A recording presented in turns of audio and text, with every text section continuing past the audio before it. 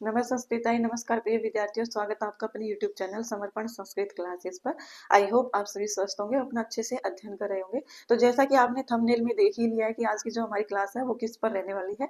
तो आज की क्लास में हम करेंगे जनरल पेपर की स्ट्रेटेजी का। क्या करेंगे? जनरल पेपर की स्ट्रेटेजी के बारे में जानेंगे कि हम किस प्रकार से अपने जनरल पेपर को तैयार करें। तो एस्टेट क्वालिफाई करना एक बहुत इंपॉर्टेंट रोल प्ले करता है जिनको हरियाणा में टीचर बनना है।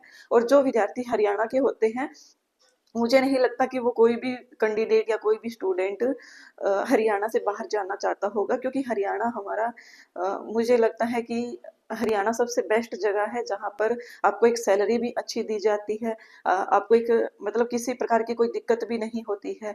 सब कुछ यहाँ पर मिल जाता है। तो जो हरियाणा के विद्यार्थी हैं वो रेयर ही चांस है कि वो किसी और स्टेट में जाकर के जॉब करना चाहे। इसलिए अगर कोई मतलब जो भी हरियाणा में जॉब लगना चाहता है उनके लिए बेस्ट अपॉर्चुनिटीज है, क्योंकि आगे बहुत सारी वैकेंसीज आने वाली है। चाहे 2025 मतलब चाहे वो टीजीटी को लेकर के हो, चाहे वो पीजीटी को लेकर के हो। टीजीटी में अभी पीछे 2024 में भी आपने देखा होगा वैकेंसी आई थी, और वो कब की थी? वो 2022 की थी, उसमें एग्जाम हुआ था। उसके बाद 2024 में वो केस वगैरह चल रहा था, तो इस कारण उसको थोड़ा सा विलंब हो गया था। तो अभी 2025 में भी आपकी बहुत सारी वैकेंसी आपको देखने के लिए मिलेगी। और आप सभी जानते भी हैं कि HKRN में भी स्टेट की बहुत सारी वैकेंसी निकलती है। HKRN में, तो HKRN में अगर वैकेंसी निकलेगी और आपका स्टेट ही नहीं होगा तो क्या आप उसके लिए एलिजिबल हो पाओगे? तो ऐसा नहीं होता है। इसलिए आपको स्टेट करना क्वालिफाई जो है स्टेट करना जरूरी हो जाता है।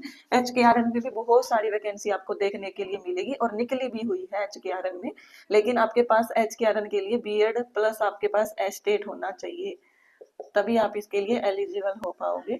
चाहे वो एस्टेट आपके पास टीजीटी हो या फिर पीजीटी हो, दोनों भी एग्जाम अगर आप देते हो, दोनों में से अगर कोई भी क्वालिफाई है तो आप दोनों में से कोई भी टीचर बन सकते हो, पीजीटी और टीजीटी का। तो ये तो हो गई हमारी की वैकेंसीज कैसे क्या निकलेगी। अब हम डिस्कशन करेंगे कि जो हमारी स्टेट का एग्जाम पोस्टपोन हुआ है उसको लेकर के बहुत से विद्यार्थी हैं जो डल भी पड़ गए हैं, अपनी स्टडी को स्थगित कर दी है। ऐसा रीजन क्यों है? क्योंकि मुझे पता है कि अभी जैसे साथ में हमारा सीटेट का भी एग्जाम है, तो बहुत से विद्यार्थी ऐसे भी हैं जो सीटेट की भी तैयारी साथ साथ कर रहे थे, लेकिन अब उन्हें पता चला कि एस्टेट की डेट हो चुकी है पोस्टपोन्ड, एस्टेट पोस्टपोन्ड हो चुका है। तो वो पूरी तरह से सीटेट पर फोकस कर रहे हैं। तो ये बिल्कुल ठीक भी है, क्योंकि अगर आप दोनों को अभी भी साथ में लेकर के चलोगे तो आपका ना तो सीटेट हो पाएगा ना ही एस्टेट। और मुझे पता है कि अभी तक जिसने भी तैयारी कर रखी है उनका एस्टेट लगभग तैयार हो गया होगा। तो वो बेटर रहेगा कि अपनी सीटेट की ही 15 तारीख तक, जब भी आपका 14 या 15 को एग्जाम होगा, तब तक पूरा का पूरा सीटेट पर फोकस कर ले। मैं ये नहीं बोलती कि आप मेरे चैनल पर आकर के व्यूज दीजिए, वीडियोस देखिए।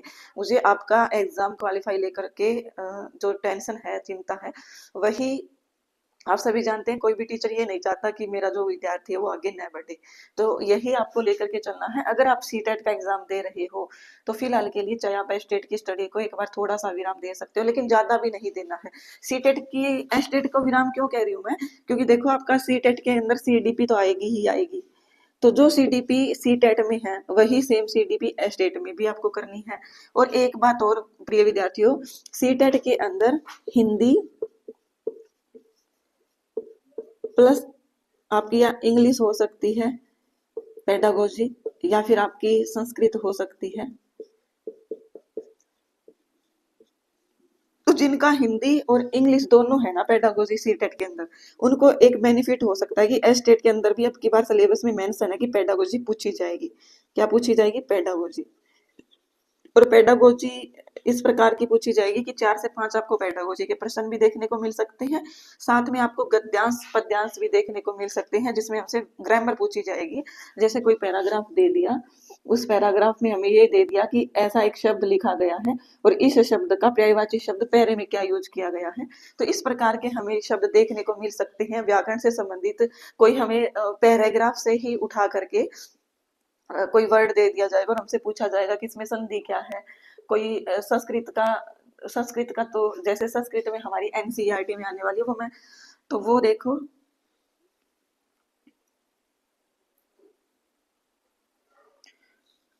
संधि है। जैसे हमारी संधि के अंदर क्या होगा कि संधि के अंदर हमारा जैसे हमारे पद्यांश और गद्यांश से रिलेटेड पूछे जा सकते हैं एनसीईआरटी से, सिलेबस में मेंशन है। तो अगर पद्यांश और गद्यांश पूछे जाएंगे तो ऑब्वियसली है कि इनके अंदर व्याकरण भी पूछी जाएगी पद्यांश और गद्यांश से। सिर्फ यही नहीं होता है कि जो हम पहले जैसे छठी 7वीं 8वीं क्लास में पद्यांश और गद्यांश करते थे तो उस लेवल का हमारा नहीं होगा। लेवल थोड़ा सा टिपिकल होगा, लेकिन इतना भी नहीं होगा कि हम उसको सोल्व ही ना कर पाए। अगर किसी को व्याकरण अच्छे से आती है तो आसानी से कर सकता है। अगर हमसे पूछा जाए कि एक शब्द दे दिया जाए और पूछा जाए कि इसमें संधि कौन सी है, तो क्या हम संधि नहीं बता पाएंगे? इसी प्रकार का हमसे समास पूछा जाए तो समास नहीं बता पाएंगे। अगर कोई शब्द पूछ लिया और उसमें पूछ लिया प्रत्यय कौन सा है, तो क्या हम प्रत्यय नहीं बता पाएंगे? या फिर कोई वाक्य में हमसे ये पूछ लिया कि राम का विशेषण क्या है, तो क्या हम विशेषण नहीं जानते? अच्छे से जानते हैं सब कुछ चीजें। तो इसको लेकर के आपको बिल्कुल भी चिंता नहीं करनी है। तो यहाँ पर अगर आप सीटेट की तैयारी कर रहे हैं तो आपकी हिंदी और इंग्लिश की पेडागोजी भी साथ में ही कवर हो रही है जो आपका स्टेट में आने वाली है। फिर आपको तो 30 नंबर की हमारी सीडीपी हो जाती है और 30 नंबर ही हमारे हिंदी इंग्लिश की, तो 60 नंबर की तैयारी आपकी ऐसी ही हो जाएगी। और फिर जैसे ही आपका सीटेट का एग्जाम हो और एस्टेट के लिए आपको मिनिमम आपको 1 हफ्ता तो दिया ही दिया जाएगा। जैसे मान लीजिए हमारा स्टेट का एग्जाम जो है आज तक जितनी भी बार हुआ है, सैटरडे या संडे को हमारा, सैटरडे को पीजीटी का या पीआरटी का और संडे को हमारा टीजीटी का या पीजीटी का, इनमें से कोई भी ले सकते हैं। 2 दिन हमारा एग्जाम होता है और हमेशा से ही ऐसा होता है कि सैटरडे और संडे को ही एग्जाम होता है। तो जैसे मान लीजिए हमारा एग्जाम होना था 7 से 8 दिसंबर को, लेकिन अब इसको कर दिया गया है पोस्टपोन्ड। तो अब हमारा एग्जाम होने की संभावना कब है? तो अब हमारा एग्जाम हो सकता है 14 और 15 को फिर से संडे और सैटरडे आ रहा है, लेकिन इस दिन नहीं हो सकता क्योंकि इसके पास क्या है, सीटेट का एग्जाम। क्या है? सीटेट का एग्जाम। तो आपको 14 और 15 तो बिल्कुल भी ये नहीं सोचना है कि इस टाइम एग्जाम हो सकता है। तो यहाँ पर आपका सीटेट का एग्जाम होगा। उसके बाद हमारा कब आता है? सैटरडे संडे, फिर आता है हमारा 21 को 22 को। तो मे भी चांस है कि यहाँ पर आपका एग्जाम हो जाए एस्टेट का। लेकिन ये होता ही आया है कि हमेशा आपका एग्जाम दिसंबर में ही होगा। तो आपको ये टेंशन लेकर के नहीं चलनी है कि क्या मैम एग्जाम कैंसिल हो जाएगा। कहीं पर भी आप ये थंबनेल देख लो कि एस्टेट एग्जाम कैंसिल हो गया, तो आप उसको व्यू नहीं करोगे, आप उसको देख करके अपना मोटिवेशन डाउन नहीं करोगे। एस्टेट का एग्जाम हमेशा से दिसंबर में और नवंबर में होता आया है और इन्होंने पहले से ही हमारी डेट दिसंबर में मेंशन कर रखी है। तो पोस्टपोन हुआ है तो वो कुछ एक वीक के लिए हुआ है, ज्यादा के लिए नहीं हुआ है। इसलिए आपका जो है एस्टेट का एग्जाम या तो 21 या 22 दिसंबर को हो जाएगा, या फिर इसको भी नहीं होता है तो दिसंबर में ही 28 और 29 को भी आपका क्या रहा है, सैटरडे संडे। तो इन तारीख को आपको एस्टेट बहुत मतलब 99% चांस है कि आपका स्टेट हो जाएगा। इसलिए आपको ज्यादा इसको ढील में नहीं देना है। और जो विद्यार्थी सिर्फ और सिर्फ स्टेट पर ही फोकस कर रहे हैं, किसी का सीटेट का एग्जाम नहीं है, तो चलिए हम थोड़ा सा स्ट्रेटेजी डिस्कशन कर लेते हैं। जनरल पेपर की डिस्कशन कर लेते हैं हम कि जनरल पेपर कैसे तैयार करेंगे।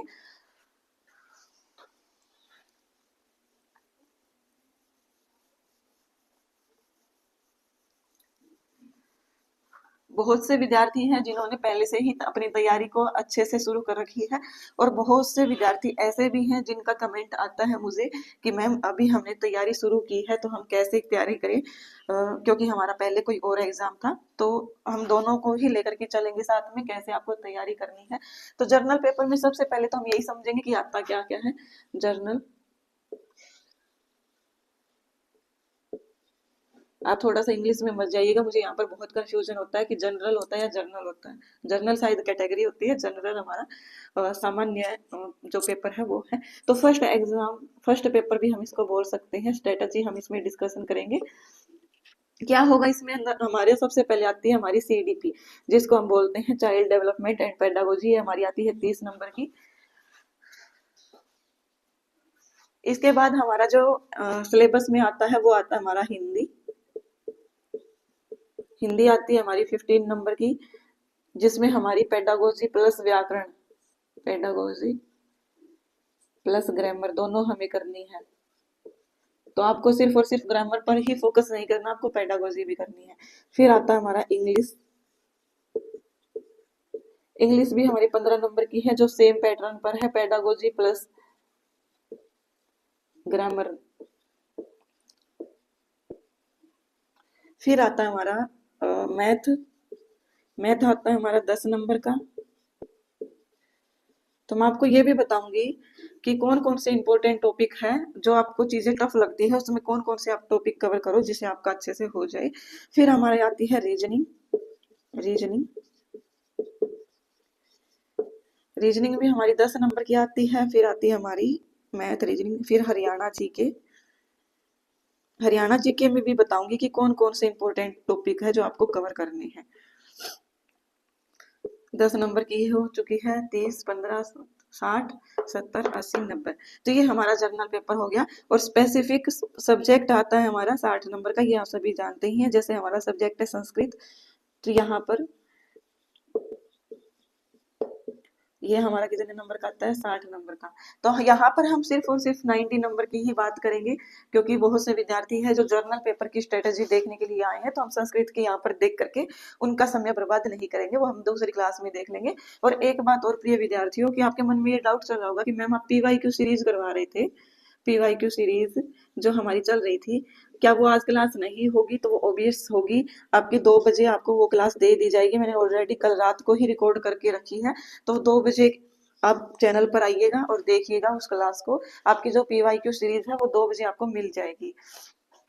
और बाकी आज के अभी 11 बजे जैसे आपको ये क्लास मिल रही है, तो ये 2 बजे मिल जाएगी PYQ वाली। अब बारी आती है कि इनको तैयार कैसे करें हम। जिन्होंने पहले से तैयारी कर रखी है शुरू, उनको तो यही करना है कि आप अपनी रिवीजन करते रहिए। उनको और कुछ नहीं करना है। रिवीजन प्लस MCQ करिए, प्लस MCQ। MCQ या इनको हम मतलब ये मॉक टेस्ट बोल देते हैं, या फिर हम इनको PYQ भी बोल सकते हैं। तो आप PYQ करते रहिए, साथ में अपनी रिवीजन करते रहिए। अगर रिवीजन करना छोड़ दिया ना, तो फिर आपका जो जितना भी आपने पढ़ा है ना, वो आप भूल जाओगे।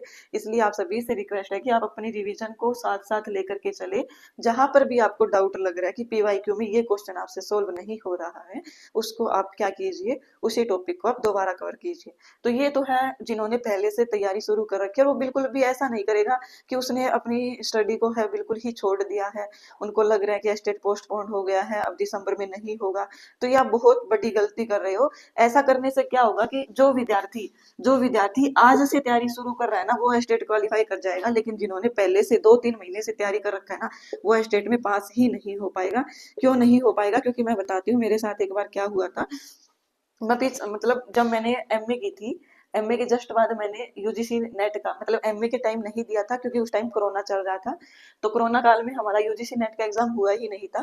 फिर मैंने MA के जस्ट बाद तैयारी शुरू की और मैंने फॉर्म फिलअप कर रखा था। लेकिन हुआ क्या कि एग्जाम पोस्टपोन्ड हो गया, और मैंने 3 महीने अच्छे से जी लगा करके तैयारी करी। और जैसे ही एग्जाम पोस्टपोन्ड हुआ UGC नेट का, तो मैंने क्या किया कि अपनी तैयारी को स्थगित कर दिया, बिल्कुल ही छोड़ दिया। मेरा पढ़ने का मन ही नहीं करता था।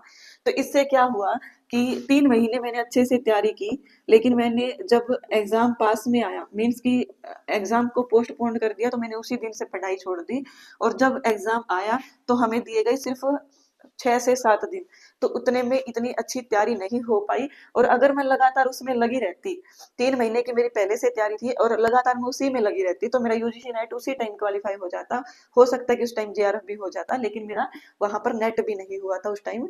तो आपसे यही रिक्वेस्ट है कि जिन्होंने पहले से तैयारी शुरू कर रखी है ना, वो अपनी रिविजन प्लस अपना MCQ या PYQ, बहुत सारे टीचर्स हैं यूट्यूब पर, अपनी PYQ लगाते रहिए। टीचर्स नहीं है तो आपको कहीं पर भी भटकने की आवश्यकता नहीं है। अगर कोई टीचर आपको किसी भी चीज की नहीं करवाता है, तो मैं आपको बताती हूँ आपको करना क्या है।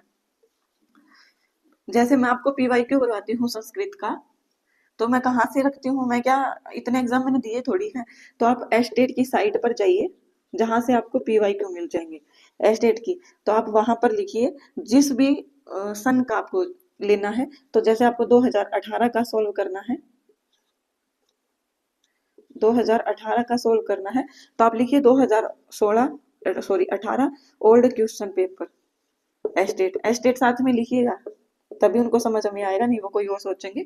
तो एस्टेट बस ऐसे लिख देना। आप लिखते ही सबसे पहले आपको साइट मिलेगी एस्टेट की ऑफिशियल साइट, उसके ऊपर आपको सभी पेपर देखने को मिल जाएंगे विद आंसर की। आंसर के लिए अगर आपको आंसर की इनके साथ नहीं मिलता है, तो आंसर की के लिए आप सीधा लिखिए एस्टेट टीजीटी 2018 आंसर की, तो वो आपको आंसर की भी सबसे फ्रंट साइड पर ही आपको मिल जाएगी। तो आप कहीं पर भटकने की बजाय आप ऐसा कीजिए कि आप अपनी ही पीवाईक्यू कर लीजिए, अपनी तरफ से ही कर लीजिए, अगर कोई टीचर यूट्यूब पर नहीं करवाता है तो। और अगर कोई टीचर यूट्यूब पर करवा रहा है तो आप उनसे कर लीजिए, किसी प्रकार की कोई दिक्कत नहीं है। तो आपको अपनी तैयारी को बिल्कुल भी स्थगित नहीं करना है।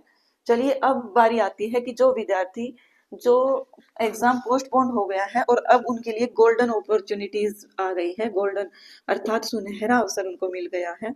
और ये सुनहरा अवसर क्यों कहा जा रहा है, क्योंकि भगवान भी आपको चाहता है कि आप तैयारी करके अपना स्टेट क्वालिफाई करें। अगर फिर भी आप लोग नहीं कर रहे हो तो आपसे बेवकूफ इस धरती पर कोई नहीं है।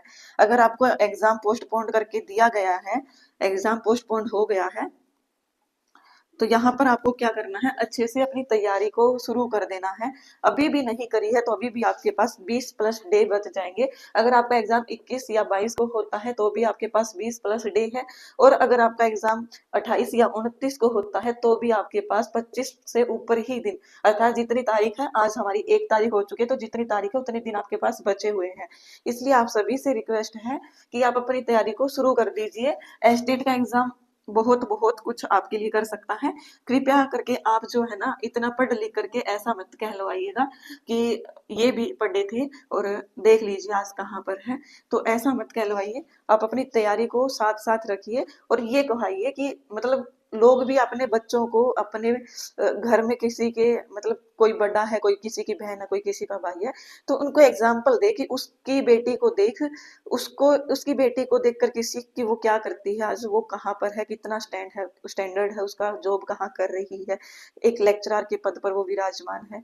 इसी प्रकार से लड़के के लिए लेकर के चलो कि वो आज प्रोफेसर बना हुआ है। ऐसा नहीं है कि आप ये कर लो कि आपने एमए कर ली, बीएड कर ली, बीएड के बाद आपने पीएचडी भी कर ली, लेकिन आज तक आपका कोई भी एग्जाम क्वालिफाई नहीं हुआ है और आप जो है किसी भी पद पर आसीन नहीं है, जैसे लेक्चरर का, टीचर का या प्रोफेसर का, तो ये कृपया करके मत कहलवाइए। ये आपके लिए तो इतना शर्मिंदगी के लिए नहीं होगा, ये उनके लिए शर्मिंदगी का होगा जिन्होंने आपके लिए इतनी मेहनत की है, आपके मम्मी पापा ने, कि आपको पढ़ाए, आपको लिखाए। तो इसलिए आप सभी से रिक्वेस्ट है कि अपनी तैयारी को साथ साथ करते रहिए, ताकि कभी भी ये ना हो कि उसने भी पढ़ा था और आज देख लीजिए वो ऐसे ही मतलब बेरोजगार घूम रहा है। क्योंकि मुझे बहुत से ऐसे एग्जाम्पल मिलते हैं जो ये कहने वाले कि मतलब इतना पढ़ लेने के बाद कुछ नहीं होता, पढ़ाई पढ़ूई सब बेकार है। तो ये सब कहने की बात है। जो कामयाब हुए हैं वो भी इंसान ही होते हैं, कोई जानवर नहीं होते कि जानवर को ज्यादा नॉलेज होती है, इंसान को नहीं होती है। तो ये आपके माइंड के ऊपर डिपेंड करता है कि आप लोगों के कहने पर आप अपनी पढ़ाई छोड़ रहे हो, या फिर ये लोग लोग जो चाहते हैं कि आप कुछ नहीं कर सकते और आप उनको कुछ बेस्ट करके दिखा दो। तो ये थोड़ा सा आपके लिए मोटिवेशन भरा हो सकता है अगर आप मान करके चलो, अन्यथा आप कुछ भी कर सकते हो, कोई कुछ नहीं कह सकता आपको। अगर आप सड़कों पर भेड़ भी चराते फिर रहे हो ना, हमारे घर में तो सीधा यही डायलॉग मिलता है।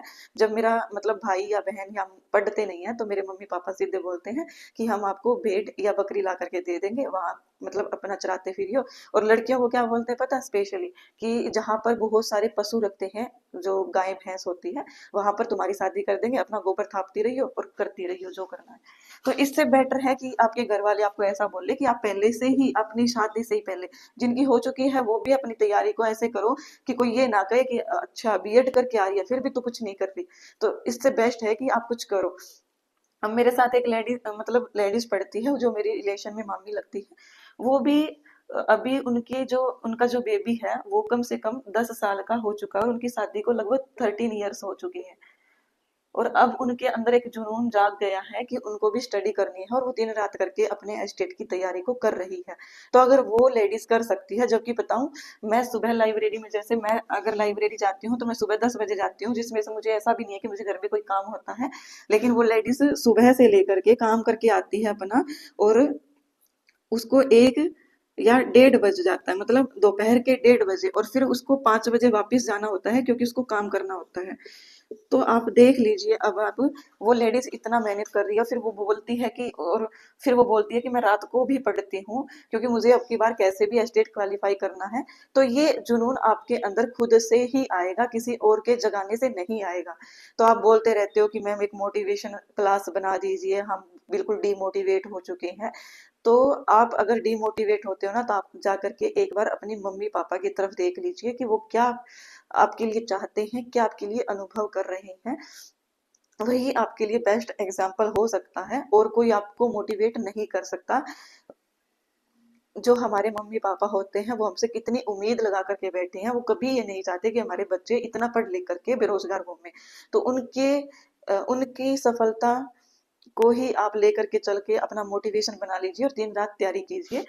तो यहाँ पर अब मोटिवेशन की थोड़ी सी बात हो गई है। अगर आपको मोटिवेशन नहीं चाहिए तो आप थोड़ा सा स्किप कर सकते हैं। चलिए अब मैं बताती हूँ कि कौन कौन से इंपॉर्टेंट टॉपिक करें आप। तो सीडीपी के अंदर तो सभी इंपॉर्टेंट है, और लगभग सीडीपी में 15 से 20 टॉपिक है। 15 से 20 टॉपिक है।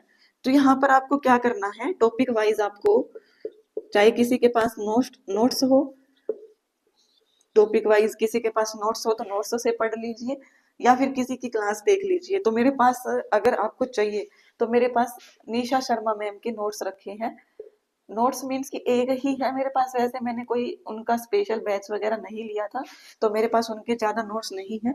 लेकिन मेरे पास निशा शर्मा मैम के 2022 में उन्होंने शायद वो नोट्स बनाए थे, और तभी से वे मेरे पास रखे हैं। लगभग 300 पेज का है। अगर आप बोलते हो तो मैं आपको सेंड कर दूंगी, आप मुझे टेलीग्राम पर मैसेज कर देना, आपको ये नोट्स मिल जाएगा सीडीपी का। आप यहाँ से भी कर सकते हैं, बहुत अच्छा मैम ने लिख रखा है उसके अंदर, नोट्स के अंदर। तो ये मैं आपको ग्रुप में कर दूंगी टेलीग्राम के अंदर। फिर आती है हमारी इंग्लिश। तो इंग्लिश में आपको क्या क्या करना है, इंग्लिश के अंदर आपको ग्रामर ही करनी है ज्यादा, क्योंकि अगर आपको पेडागोजी भी पूछी गई तो पेडागोजी तो आप ऐसे ही कर दोगे। जहां पर आप हिंदी की पेडागोजी तैयार कर रहे हो, तो वहां पर इंग्लिश की पेडागोजी अपने आप हो जाती है। सिर्फ और सिर्फ लैंग्वेज चेंज होती है। क्या होती है, लैंग्वेज चेंज। जैसे इंग्लिश में हम फनीम बोलते हैं, फनीम, तो इसी को हम हिंदी में क्या कह देते हैं, स्वनिम कह देते हैं। क्या कह देते हैं, स्वनिम। तो अगर आपने हिंदी का स्वनिम समझ लिया तो आपको इंग्लिश का फनीम भी समझ में आ जाएगा, कोई दिक्कत नहीं होगी। तो ये आप समझ पा रहे होंगे कि मैं कहना क्या चाह रही हूँ। तो आपको पेडागोजी की इतनी टेंशन नहीं लेनी है। पेडागोजी की आप कोई भी मैराथन लगाइए, बहुत से यूट्यूब पर टीचर हैं। आपको स्पेशल एस्टेट की पेडागोजी रेयर ही चांस है कि कोई मिलेगा, तो आप सी टेट की पेडागोजी वाले मतलब मैराथन देख लीजिए। 1 या 2 मैराथन देखोगे, आपके लिए पेडागोजी के लिए काफी है।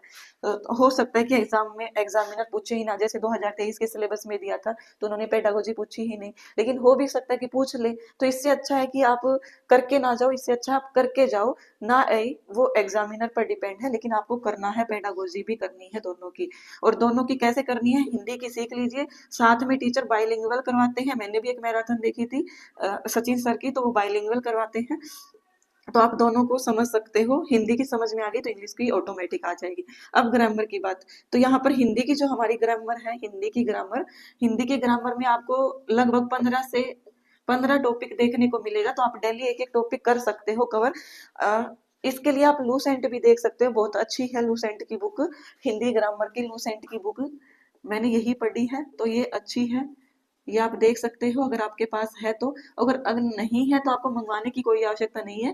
आप यूट्यूब पर भी बहुत सारे टीचर है, टॉपिक वाइज सर्च कीजिए। जैसे संज्ञा है तो आप संज्ञा सर्च कीजिए। संज्ञा सर्च करते ही बहुत से, मतलब एस्टेट के लिए लिख देना ताकि आपको और अच्छे से क्लैरिटी हो जाए, तो आपको बहुत अच्छे से समझ आ जाएगा। सर्वनाम है तो टॉपिक वाइज आप देख लीजिए। कोई भी चीज अब आपको अफोर्ड करने की जरूरत नहीं है, आपके पास इतने सारे सोर्स है कि आप कैसे भी कर सकते हो। तो ये तो हुई हमारी हिंदी की बात, और सीडीपी की बात हो चुकी है। इंग्लिश ग्रामर भी आप टॉपिक वाइज सर्च कर लीजिए, नहीं तो मैं आपको एक सजेस्ट करती हूँ चैनल, अगर आपको समझ में आता है तो वहां से देख लीजिएगा। अमन सर इंग्लिश के हैं हमारे, वो अच्छी करवाते हैं इंग्लिश। अगर आपको उनसे पढ़ने में अच्छा लगता है तो पढ़ लीजिए, अदरवाइज आपका जहां मन करे वहां से देख लीजिए, कोई दिक्कत नहीं है। बस आपका एग्जाम क्वालिफाई होना चाहिए किसी कैसे भी करके। तो ये हमारा हो चुका है इंग्लिश का। फिर आता है हमारा मैथ। मैथ भी आप टॉपिक वाइज सर्च कर लीजिए। टॉपिक वाइज जैसे ही सर्च करोगे तो आपको मैथ में हम इंपॉर्टेंट टॉपिक बता देती हूँ कि कौन कौन से इंपॉर्टेंट टॉपिक है जो आपको मैथ में कवर करने हैं। तो मैथ में आपके इंपॉर्टेंट टॉपिक, तो आप मैथ में सबसे पहले परसेंटेज रख लीजिए। परसेंटेज, थोड़ी सी स्पेलिंग इधर उधर हो सकती है तो थोड़ा सा इग्नोर कीजिएगा, समझिएगा बस। फिर आपका रेशो, रेशो जिसको हम अनुपात बोलते हैं। रेशो के बाद time and work, time and work, चौथा टॉपिक हमारा एवरेज। फिर पांचवा टॉपिक हमारा आता है जो है हमारा रेशियो हमारा हो चुका है, time and work, average, speed and distance.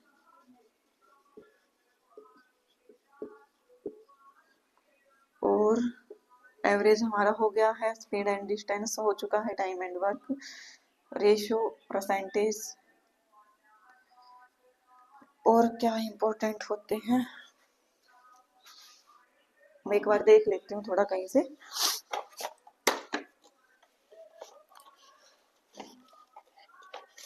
ये तो रोटी का दाना।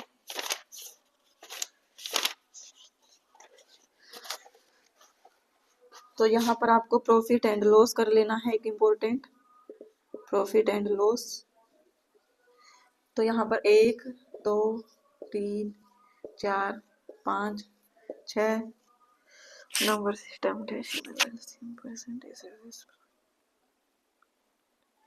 एक हमारा एक टॉपिक और आता है, यहाँ पर लिख देती हूँ मैं, simple and compound interest. Simple and compound interest. Interest क्या होता है, ब्याज। साधारण और ऐसा इसको हम बोल सकते हैं।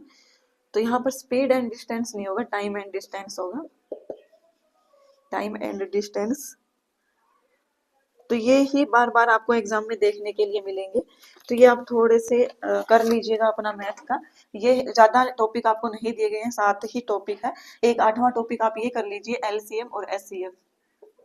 ये बिल्कुल आसान सा है, जिनको मैथ आता है वो चाहे अपने पूरे टॉपिक कवर करे, कोई दिक्कत नहीं है। लेकिन जो ये चाहता है, जिसको मेरी तरह मैथ से डर लगता है, सीधी बात है भाई, डर लगता है, तो हम क्या करेंगे, अपना ये 8 टॉपिक रखेंगे। हर बार एग्जाम में आपको इन्हीं से रिलेटेड क्वेश्चन देखने को मिलेंगे।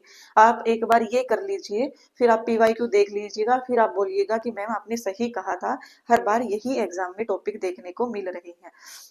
तो ये हमारे इंपॉर्टेंट टॉपिक मैथ के हो चुके हैं, आप उतार लीजिए। फिर मैं आपको बताती हूँ, रीजनिंग हमारी सारी ही इंपॉर्टेंट है। रीजनिंग में 10 से 12 ही टॉपिक है हमारे, अगर आप वो भी नहीं कर सकते तो क्या ही बोले अब आपके लिए। तो आप डेली एक एक टॉपिक भी कवर करोगे तब भी आपका ये जर्नल पेपर कहीं नहीं जाने वाला है।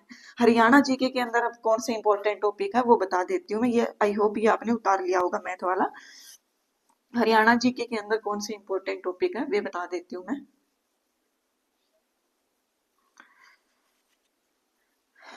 हरियाणा जीके में इंपॉर्टेंट टॉपिक, तो सबसे पहले हमारी आती है पॉलिटी। मैंने लिखा तो था कहीं पर, वो बुक यहाँ पर है नहीं मेरे पास, लाइब्रेरी में रखी है। तो पॉलिटी में हमें क्या क्या करना है, पॉलिटी में हमें पढ़ना है विधानसभा। लिख लीजिए आप, ये कहीं से भी सर्च करके पढ़ सकते हैं, ऐसा कंपलसरी नहीं है कि आप यहीं से करो। पहला टॉपिक। दूसरा टॉपिक है हमारा, पहला टॉपिक विधानसभा, दूसरा है हमारा राज्यपाल, अर्थात आज तक जितने भी राज्यपाल हुए हैं हरियाणा के अंदर, तो वो आपको देखने हैं। टोटल 18 या 19 राज्यपाल हैं, सभी को देखने हैं, किस टाइम कौन सा राज्यपाल बना था, सभी का समय देखना है। फिर हमारा तीसरा आता है पॉलिटी में, जो हमारे आते हैं मुख्यमंत्री। क्या आते हैं, मुख्यमंत्री। तो ये भी हमें पॉलिटी के अंदर करना है। विधानसभा में आपको विधानसभा का गठन कब हुआ, कितनी बैठकें हुई, कब क्या कुछ हुआ, कब लागू हुई, तो ये सभी आपको करनी है। राज्यपाल के अंदर जितने भी राज्यपाल हैं, मुख्यमंत्री के अंदर जितने भी मुख्यमंत्री है, अर्थात अभी जो हमारी विधानसभा थी करंट की, वो 15वीं विधानसभा थी, 15वीं विधानसभा। तो ये आपको करंट वाली विधानसभा भी देखनी है और प्रीवियस वाली विधानसभा भी देखनी है।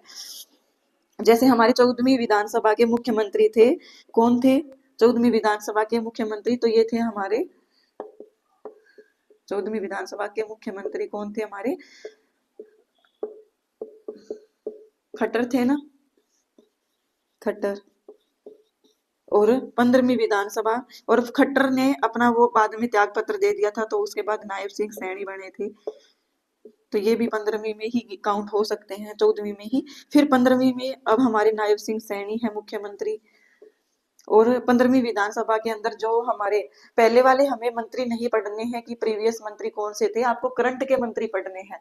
करंट के मंत्री आपको पढ़ने हैं। जैसे विधानसभा का गठन वगैरह आपने देख लिया, राज्यपाल देख लिया, मुख्यमंत्री देख लिए, लेकिन विधानसभा के अंदर जो मंत्री है ना, मंत्री जैसे हमारी 90 सीटों में से 12 से 14 हमारे मंत्री बनते हैं, तो वो मंत्री हमारे 2024 के में देखने हैं, पहले की नहीं देखने हैं। तो ये आप करंट कर लीजिएगा, निशा शर्मा मैम ने करवा रखी है, वो देख लीजिएगा, अच्छी है क्लास और अच्छे से मैम याद भी करवा देते हैं। तो यहाँ पर आपकी पॉलिटी में ये सब करना है आपको। ज्यादा टॉपिक है ही नहीं, मैंने तो 3 ही टॉपिक बताए हैं और एक आपकी करंट की क्लास। तो पॉलिटी को लेकर के आपकी 4 ही क्लास होती है और ये आपकी एक दिन के अंदर पूरी पॉलिटी कंप्लीट हो सकती है अगर आप करना चाहो तो, और नहीं करना चाहो तो कुछ भी नहीं हो सकता। फिर आती है हमारी, फिर मैं ज्योग्राफी बता देती हूँ। ज्योग्राफी में आपको क्या क्या करना है। ज्योग्राफी में इंपॉर्टेंट टॉपिक सबसे पहला आपका नदियां, दूसरा है बांध, इन नदियों के ऊपर जो बांध बने हुए हैं, इन नदियों का उद्गम स्थल वगैरह सब जानना है आपको। दूसरा बांध कर लेना, बांध नदियों के ऊपर बनाए जाते हैं। जैसे आपने सिरसा का एक बांध सुना होगा, मैंने तो सुना है, हरियाणा वाले विद्यार्थी जानते भी होंगे, जो ओट्टू में एक बांध है। तो ये भी एक फेमस बांध है, ओट्टू में, सिरसा रानिया के पास। इसी प्रकार से फिर हमारा इसके अंदर नदियां आ जाती है, बांध आ जाते हैं ज्योग्राफी में। इसके हमारे खनिज पदार्थ आप कर लेना, खनिज पदार्थ हरियाणा के। तो सबसे ज्यादा हमारे खनिज पदार्थ जो है महेंद्रगढ़ में ही पाए जाते हैं। तो अगर आपको कोई भी क्वेश्चन नहीं आता हो और खनिज पूछ रखा हो कि ये खनिज कहाँ पर है, तो आप महेंद्रगढ़ कर देना। ज्यादातर हमारा खनिज महेंद्रगढ़ में ही पाया जाता है हरियाणा के। तो ये आप देख लीजिएगा। फिर हमारा थोड़ा सा ये नदियां, बांध, खनिज पदार्थ ये सब हमारे हो चुके हैं। बस यही कर लेना आप ज्योग्राफी को लेकर के, बाकी ज्यादा चक्कर में मत पड़ना कि मिट्टी कौन सी है आपका। ये सब जो भी मैं इंपॉर्टेंट बता रही हूँ उसमें से भी अगर आपने 10 में से ये सब टॉपिक कर लिए तो आपके 7+ नंबर कहीं नहीं जाने वाले। तो इतने आपके हरियाणा जीके के अंदर काफी है। तो नदियां, बांध और खनिज पदार्थ कर लीजिएगा। और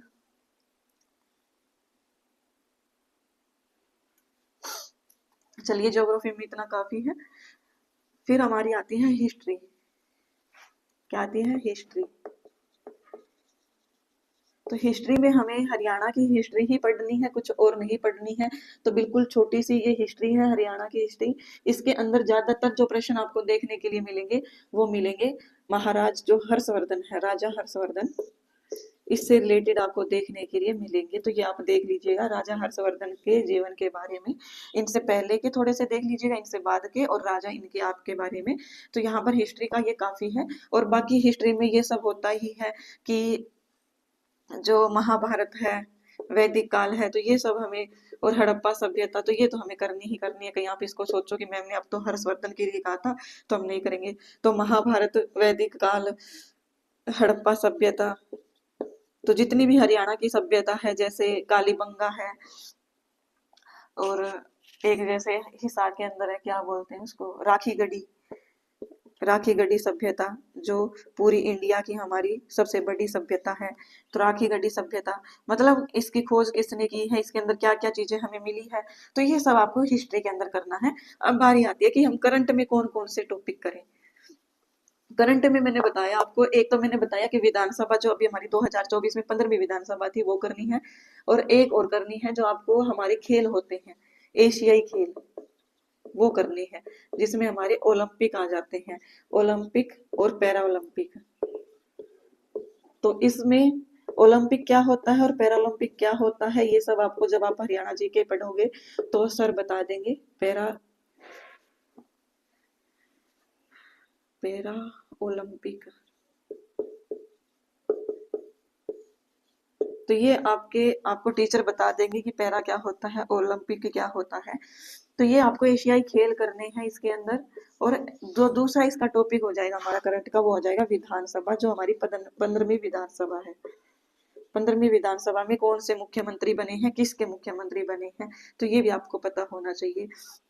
और खेल के अंदर किसने गोल्ड मेडल लिया है, और वो कहाँ से बिलोंग करता है, किसने ब्रॉन्ज मेडल लिया है और वो कहाँ से बिलोंग करता है या करती है और किस खेल से संबंधित है। तो ये सब आपको इसके अंदर करना है। और जहां तक मुझे लगता है कि आपका हरियाणा जीके में इससे बाहर कुछ भी नहीं आने वाला है। अगर फिर भी आपको किसी प्रकार का डाउट है तो अब कुछ भी नहीं किया जा सकता, आपको फिर पढ़ना ही नहीं है। और आप डेली एक एक टॉपिक भी कवर करते हो तो भी आपके हो जाएंगे। जैसे आपके सीडीपी के 15 टॉपिक है, तो अगर आप एक एक डेली करते हो, एक हिंदी का, एक इंग्लिश का, एक सीडीपी का, और एक हमारा रीजनिंग का, एक हरियाणा जीके का, एक मैथ का, तो ये लगभग हमारा 90 नंबर का हो जाएगा। 2 घंटे आप इसको दे दिए स्पेसिफिक सब्जेक्ट को। ये कैसे देने, ये मैं कल की क्लास में आपको बताऊंगी। तो आज आपको 11 बजे ये आपको क्लास मिल जाएगी और 2 बजे आपको पीवाई के मिल जाएंगे। कल हमारी संस्कृत की स्ट्रेटेजी मैं बता दूंगी। तो आई होप आपको ये क्लास अच्छी लगी होगी।